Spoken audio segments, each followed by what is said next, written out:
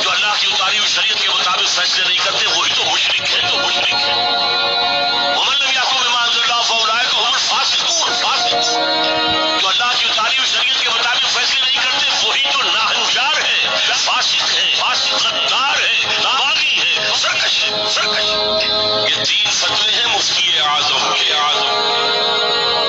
مفتی اعظم کون ہے؟